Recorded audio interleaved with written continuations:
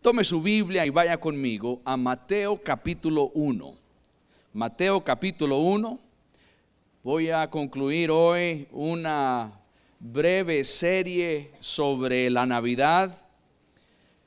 Hemos estado viendo algunos aspectos importantes de la Navidad y hoy quiero terminar de hablar de algo que creo que nos bendecirá. A mí me bendijo increíblemente al preparar esto para usted y creo que a usted también le va a bendecir. Mateo capítulo 1, versículo 21. ¿Lo tiene? Mateo 1, 21. Dice la palabra del Señor: y dará a luz un hijo y llamará su nombre Jesús, porque él salvará a su pueblo de sus pecados. Vale la pena leer eso otra vez. Porque él salvará a su pueblo de sus pecados. Versículo 22. Todo esto aconteció para que se cumpliese lo dicho por el Señor por medio del profeta, cuando dijo: he aquí, una virgen concebirá y dará a luz un hijo, y llamarás su nombre, ¿cómo? Emmanuel, que traducido es Dios con nosotros. Eso es lo que el cielo anunció cuando a través del profeta se declaró la llegada de Jesús. Este pasaje nos dice que Jesús vendría a salvar a su pueblo de sus pecados, y nos dice que su nombre sería Jesús, y dice también: su nombre lo llamarás Emmanuel, que traducido es Dios con nosotros. El día de hoy quiero brevemente hablarle de dos nacimientos en la Biblia que tienen dos contextos y dos significados muy distintos, muy diferentes. Son dos nacimientos, dos bebés, dos nombres, y con un significado y un destino muy distinto. Un nacimiento del Antiguo Testamento y otro nacimiento del Nuevo Testamento. El primer nacimiento del cual le quiero hablar se encuentra en el capítulo 4 de Primera de Samuel. Y no vamos a leer todo el capítulo. Más adelante en su tiempo usted tome espacio en su día hoy para leer todo este capítulo. Es impresionante lo que está sucediendo en ese contexto de Primera de Samuel capítulo 4. Pero antes de que leamos unos cuantos versículos, quiero hablarle de lo que pasó. Porque aquí vemos el nacimiento de un bebé que le pusieron como nombre Icabod. Icabod significa: la gloria de Dios nos ha dejado, o Dios se ha separado de nosotros. Dios nos ha dejado, su gloria nos ha dejado. Un significado muy terrible. Y lo que sucedió en este relato es esto: que el pueblo de Israel se va a la batalla contra los filisteos. Están luchando y el pueblo de Israel tiene una terrible pérdida ante los filisteos. Los filisteos ese día los derrotan. Es más, nos dice ese relato que 4,000 hombres murieron en manos de los filisteos. Una matanza terrible ese día. Entonces, cuando ven que no hay forma de vencer, no hay forma de ganar, lo que hace el pueblo de Dios es que deciden ir a traer el arca de Jehová, el arca de pactos, que representa la presencia de Dios. Y ellos van a Silo, donde el sacerdote del Señor en Silo era Elí. Elí tenía 2 hijos.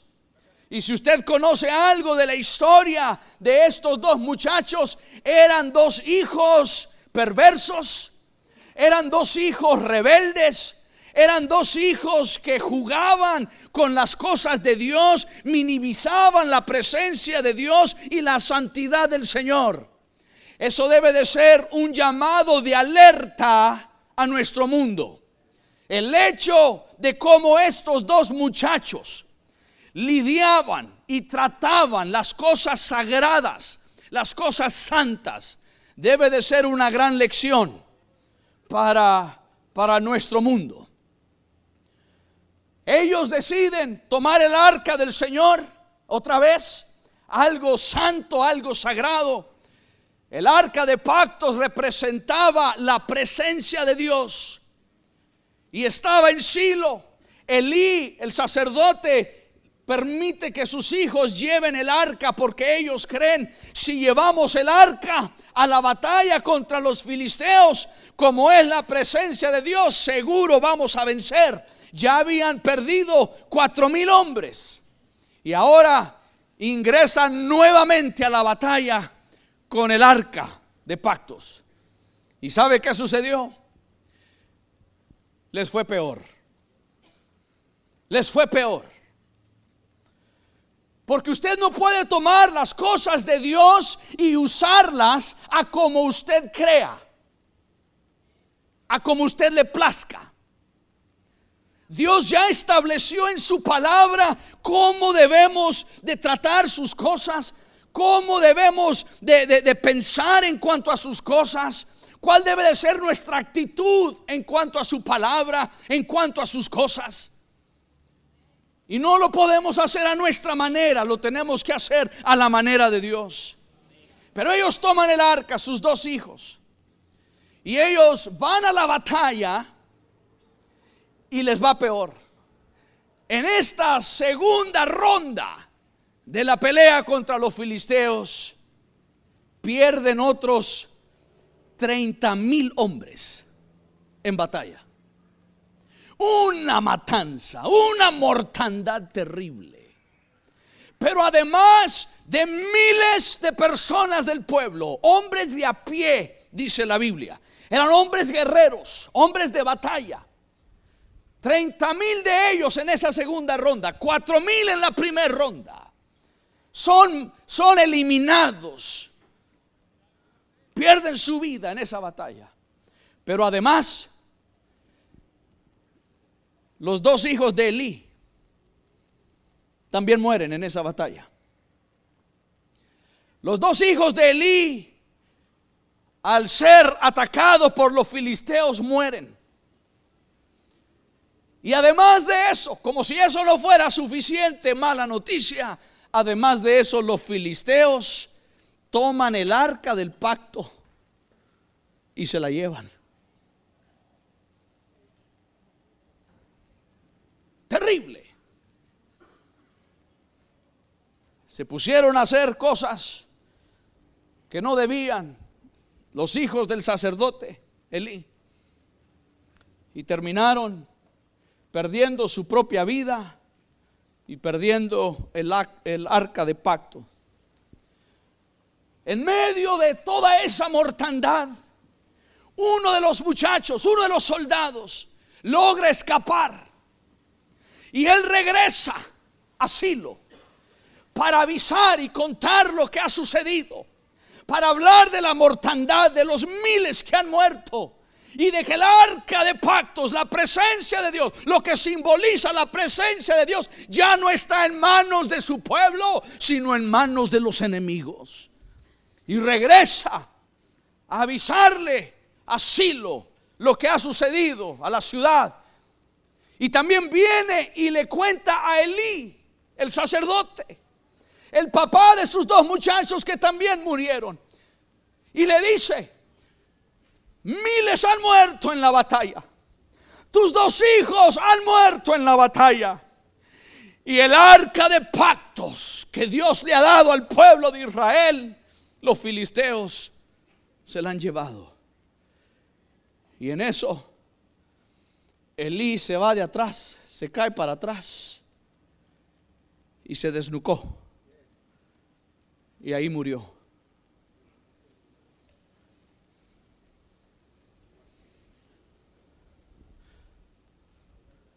Qué día tan más terrible.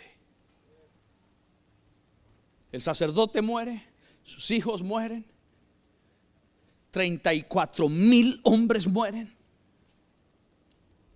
La presencia de Dios ya no está en manos de su pueblo. O el arca, lo que simboliza la presencia de Dios, ya no está en manos de su pueblo. Y la noticia llega a la casa de uno de los hijos de Elí. Elí, los 2 hijos, uno era Ofni, el otro Fines. Y llegan a la casa de Fines a decirle lo que ha sucedido. La esposa de Fines, es decir, la nuera de Elí, está embarazada. Ella está aproximando los días de su alumbramiento y llega la noticia a ella de que su esposo ha muerto. 34,000 hombres han muerto. Su cuñado ha muerto. Su suegro ha muerto.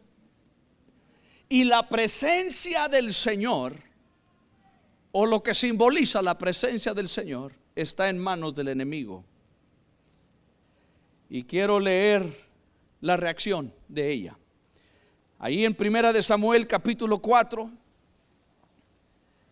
Permítame leerle el versículo 19 en adelante. 1 de Samuel 4, 19.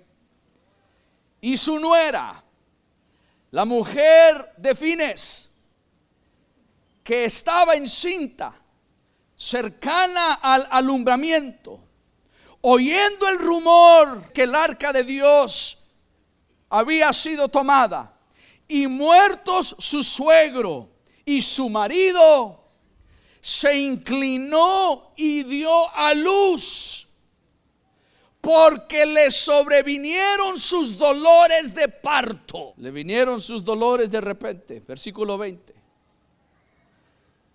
Y al tiempo que moría, ella también murió ese día. Imagínense. Está dando a luz en su peor día de existencia y ella misma muere. Versículo 20. Al tiempo que moría, le decían las que estaban junto a ella: no tengas temor, porque has dado a luz un hijo. Mas ella no respondió ni se dio por entendida. Y llamó al niño, ¿cómo?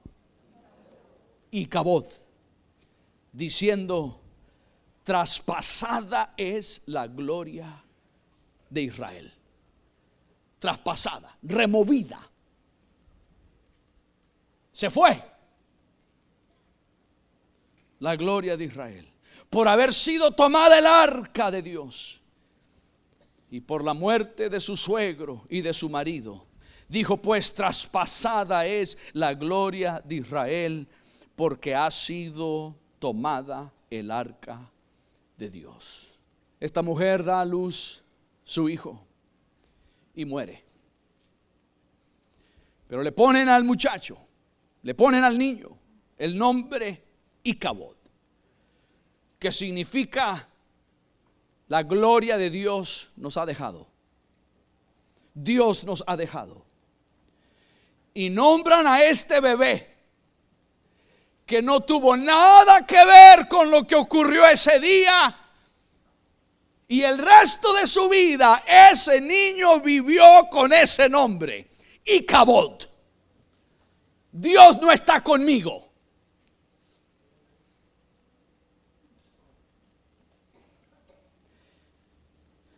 Queridos hermanos, nunca permita que su presente le ponga nombre a su futuro. Mire, esa es una palabra profética. Esa es una palabra profética que quiero declarar sobre usted. Nunca permita que su presente le ponga nombre a su futuro. Que su presente identifique, que su presente determine el destino de su futuro. A lo mejor su presente es un Icabod. A lo mejor su presente es un presente terrible. Está pasando por lucha, por pruebas, por dificultad. A lo mejor usted se encuentra en aflicción. A lo mejor usted está pasando por un periodo en su vida que es duro, donde está enfrentando luchas, pruebas, dificultad, angustia. No permita que lo que usted está enfrentando hoy en el sentido negativo determine el resto de su vida. ¿Por qué? Porque Emmanuel, porque Dios con nosotros. A lo mejor estamos viviendo un tiempo donde sentimos que la gloria de Dios se ha apartado, pero recuerde, Emmanuel, Dios con nosotros. No siempre será así. Esto también pasará. Este niño nace y todo su futuro es: Dios no está contigo, Dios no está conmigo. Imagínense, a donde quiera que va le preguntan: ¿y tu nombre? Dios me abandonó. ¿Cómo te llamas? Dios me abandonó. Cuéntame tu familia. Todos murieron en un día. Mi abuelo, mi tío, mi padre, mi madre. Quedé huérfano. ¿Por qué? Porque Dios me abandonó. Porque Dios no está conmigo. Icabod. Su gloria se fue.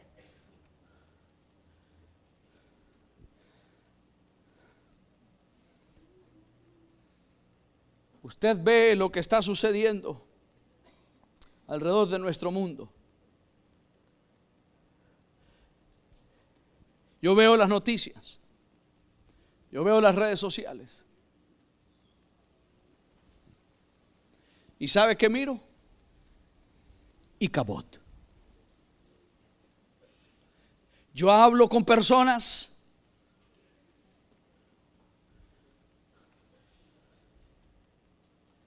hablan de la economía, hablan del futuro y solo tienen un lenguaje: Icabod.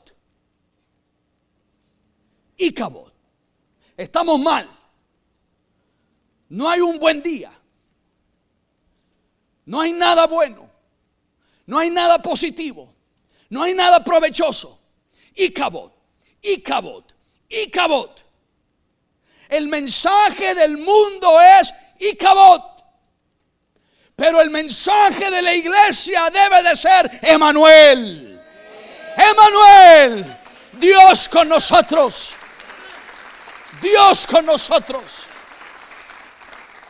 Usted puede optar vivir su vida con esa mentalidad de que todo es terrible, de que todo es negro, de que todo es malo. Y usted puede caminar en su vida diciendo: Icabod. Y viene el problema por acá: Icabod. Problema por allá: Icabod. Y para todo, con una amargura en su rostro y su corazón, con un resentimiento, con una falta de perdón. Y puede usted ver todo negativo. Conoce a personas así, que ven todo negativo. Sí. Y el día tan hermoso hoy, el sol brillando, una mañana bella, hermosa, y usted habla con los Icabod y le dice: qué lindo el día, ¿verdad? Y los Icabod le dicen: pero va a llover en la tarde. O si no, va a llover porque estamos en verano, pero el sol quema demasiado. Pero espere más tarde y ve el polvazal que se levanta. Icabod. No ande con los Icabods. Mejor camine con la convicción de Emanuel. Dios con nosotros, Dios conmigo. Y usted va caminando y viene una crisis, un problema, Emanuel, Dios conmigo. Viene otro problema, Emanuel, Dios conmigo. Viene la enfermedad, Emanuel, Dios conmigo. Emanuel, que significa Dios con nosotros. Cambiemos la mentalidad. En esta Navidad, ponga a un lado lo Icabod. Ponga a un lado las cosas negativas de este año. Estamos por entrar a un nuevo año. Y yo estoy seguro, queridos hermanos, que este nuevo año será un año Emanuel. Será un año Dios con nosotros. Dios nos ayudará, Dios nos defenderá, Dios proveerá, Dios sanará, Dios restaurará, Dios lo hará, porque Emanuel, Dios con nosotros. Eso fue lo que anunciaron los ángeles celestiales cuando anunciaron la venida de Jesús. Él salvará a su pueblo de su pecado. ¿Por qué? Porque Él es Dios con nosotros. Emanuel. Emanuel. Usted puede estar pasando por un momento terrible, y muchos han pasado por momentos terribles. Otros de ustedes se encuentran en esos momentos feos, desagradables. Pero ese momento no define el resto de su vida. Esa lucha, esa crisis no define el resto de su vida. Alguien en esta semana me dijo: pastor, después de 15 años en un lugar, que ayudé a levantar ese lugar, después de 15 años de entregarme a ese trabajo, a la gerencia de ese lugar, después de 15 años, ahora me encuentro sin trabajo. Me encuentro sin futuro. Y yo le dije: no. Te encuentras sin trabajo, pero no sin futuro. ¿Por qué? Porque Emanuel hace la diferencia. Emanuel hace la diferencia. Todos pasamos por dificultad. Todos pasamos por luchas. Todos pasamos por crisis. Jesús mismo lo dijo. Jesús dijo: las aflicciones del justo ¿son cuántas? Muchas. Entonces no se sorprenda si usted tiene muchas aflicciones. Las aflicciones del justo son muchas, pero Emanuel, de todas ellas, ¿qué? Lo librará el Señor. Emanuel no es Icabod. Si usted está viviendo un momento de Icabod, usted dígale a su Icabod: a lo mejor es Icabod hoy, pero yo tengo a Emanuel en mi corazón.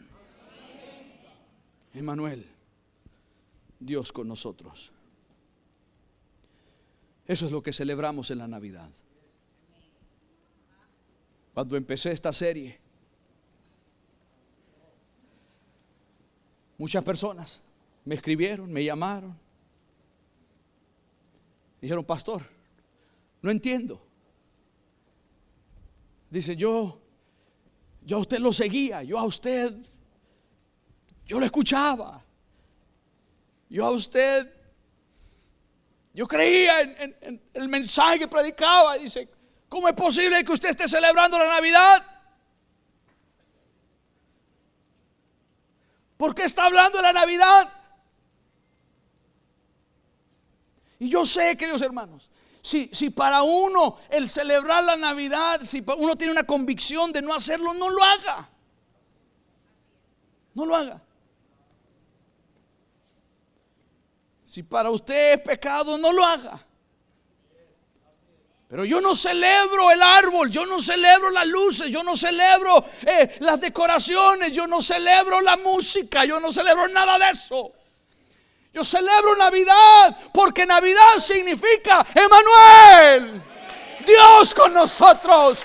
Yo puedo enfrentar la vida, yo puedo enfrentar las luchas, la crisis, la dificultad, porque Dios va conmigo.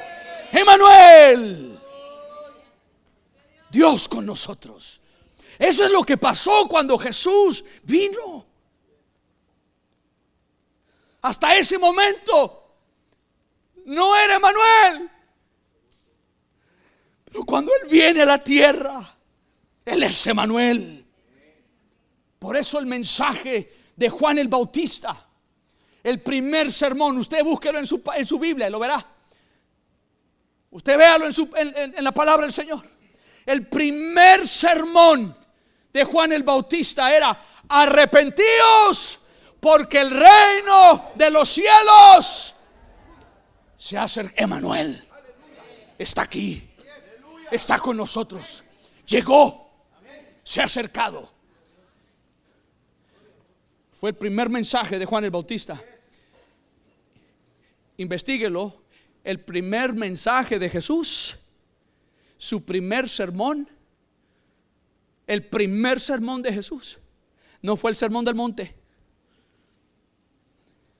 El primer sermón de Jesús, usted investíguelo, léalo en su Biblia. El primer mensaje de Jesús era: arrepentíos, porque el reino de los cielos se ha acercado. Aquí está el rey. Me imagino que es lo que dijo. Llegué. Emmanuel. Emmanuel. Usted puede enfrentar cualquier dificultad, cualquier problema. Ningún problema es más grande que Dios. Y Él está conmigo. Él está con usted. Emmanuel. Está el Icabod y está Emmanuel.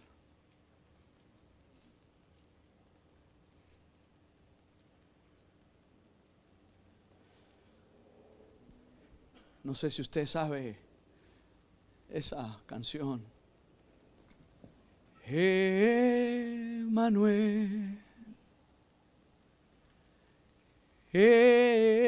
Emmanuel, su nombre es Emmanuel. ¿Cuántos lo saben? Dios, ni uno. Dios con nosotros, revelado en nosotros, su nombre es Emmanuel. Eso es todo. Emmanuel. Otra vez Emmanuel. Emmanuel, su nombre es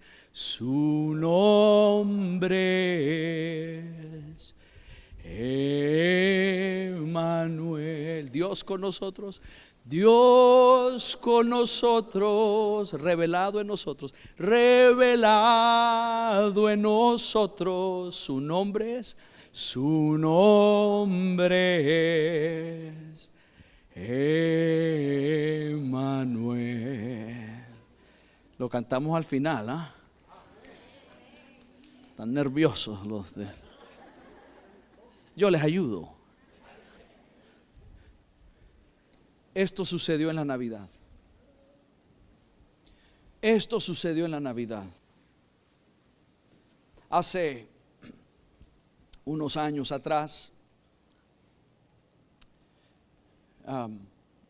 abordé un avión, estaba haciendo un viaje y abordé un avión se había atrasado el vuelo muchas veces. Habían tormentas y diferentes cosas que hacían que vuelos se suspendieran, que vuelos se cancelaran, etcétera, etcétera, etcétera. Entonces había mucha gente molesta, irritada, porque sus aviones no despejaban, otros estaban cancelados y estaban trasladando a las personas de un avión a otro, tratando de hacer que todos llegaran a su destino. Era un relajo ese día. Y estaba yo también algo frustrado, pero por fin, después de como 2 o 3 cambios de vuelos y de horas de salida y etcétera, por fin me dijeron: señor Alfaro, usted está confirmado en tal vuelo. Y me dieron mi boleto. Yo, excelente, ya por lo menos me voy de aquí. Y estaba en el aeropuerto. Cuando pasamos al avión,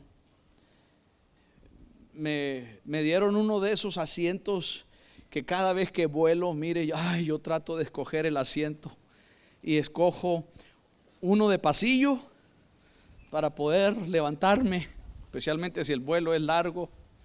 Y si no hay pasillo, escojo el de la ventana y me pego a la ventana y ahí por lo menos me distraigo viendo afuera.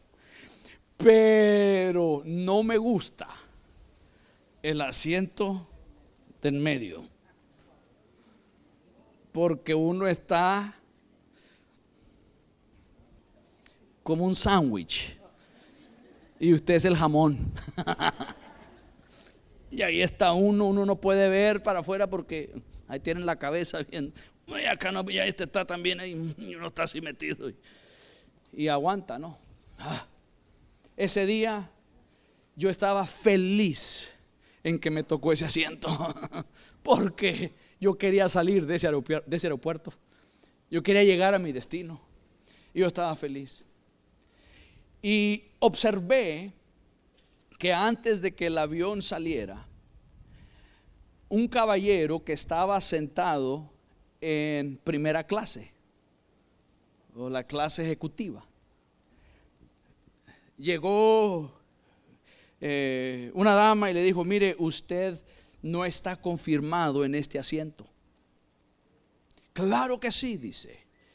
En el vuelo anterior yo tenía este asiento. Sí, pero en este vuelo, como hemos acomodado a los pasajeros, usted no puede estar aquí. Este es mi asiento. Mire, lo que podemos hacer para ayudarle es que le vamos a dar el asiento en la primer fila de la sección económica del avión, que son una fila muy amplia. No es ejecutiva, pero ¿sabe cuál es la distancia de ejecutiva a clase económica? 1 metro o menos. Entonces, después de estar aquí casi 16, 17 horas metidos en este aeropuerto, ya usted va a poder irse, pero necesito de que usted se siente en el espacio económico. Y sabe, entre la sección de economía y la sección ejecutiva hay una cortina. Esa cortina divide esos 2 mundos. Y yo feliz de que estaba ahí apachurrado entre 2. Pero estaba observando lo que estaba sucediendo. Y este hombre se molestó porque no íbamos a salir, el avión no iba a despegar hasta que ese hombre no se moviera de su asiento y se trasladara 3 pasos a la área ejecutiva. Y el hombre al final lo hace y se levanta y está molesto porque tiene que sentarse en la clase económica. Y le empieza a gritar a la señora. Le confirmó que se iría al infierno y quién sabe qué otras cosas le dijo. Y al final va y se sienta y se metió. ¿Y saben qué pensé? nosotros los seres humanos, ¿cómo nos molestamos cuando 3 pies de distancia nos hacen sentirnos humillados? Quería estar en clase ejecutiva y el hecho de trasladarse 3 pies a la otra, 1 metro a la otra clase, se sentía tan humillado que el resto del vuelo la pasó mal. Él y todos los que iban a su lado. Gracias a Dios que yo iba atrás y en el sándwich. Y me puse a pensar, el ser humano hace eso. Se molesta cuando no lo reconocen, cuando no le aplauden, cuando no lo felicitan, cuando no lo saludan.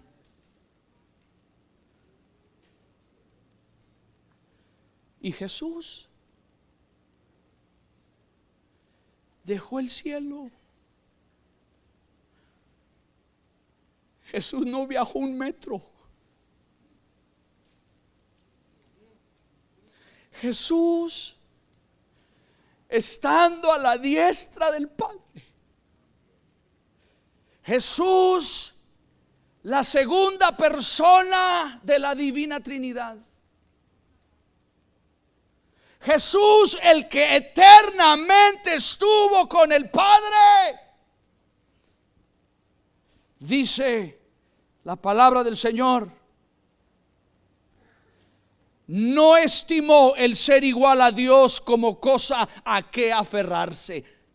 Es igual a Dios, siempre ha sido igual a Dios, pero no consideró como una cosa a que aferrarse, sino que tomando forma de siervo, hecho semejante a los hombres, a usted y a mí, y estando en la condición de hombre, se humilló a sí mismo. No lo humillaron, se humilló a sí mismo, haciéndose obediente hasta la muerte, y la muerte en una cruz. Esto es lo que hizo Dios. A ver si me ayuda, Víctor.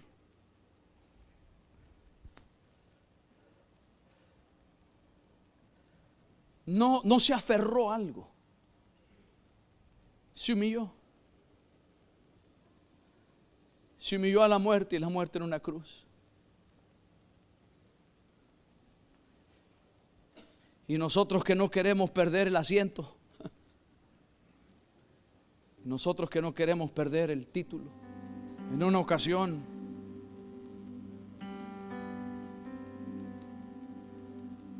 saludé a alguien y me refería a esta persona en su primer nombre. Y me dijo: no, soy el doctor tal. Usted llámeme doctor, para eso estudié tanto.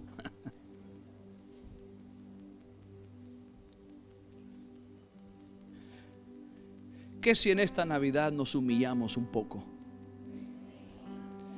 y reconocemos que sin Emmanuel no lo podemos hacer?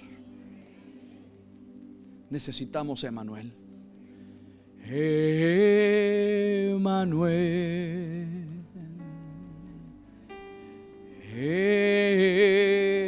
Emmanuel, su nombre es, su nombre es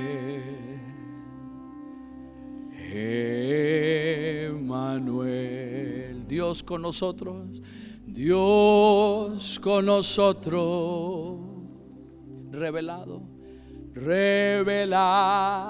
en nosotros, su nombre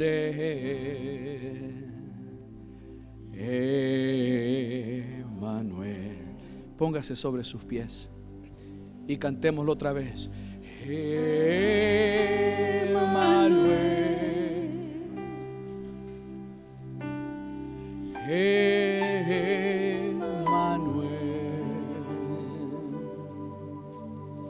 Su nombre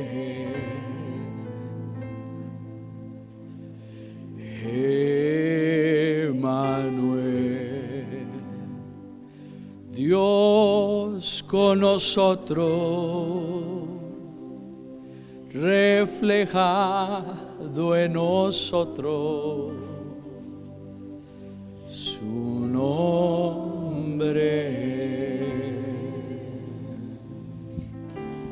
Emmanuel. Señor, te damos gracias. Gracias por trasladarte desde tu trono en el cielo.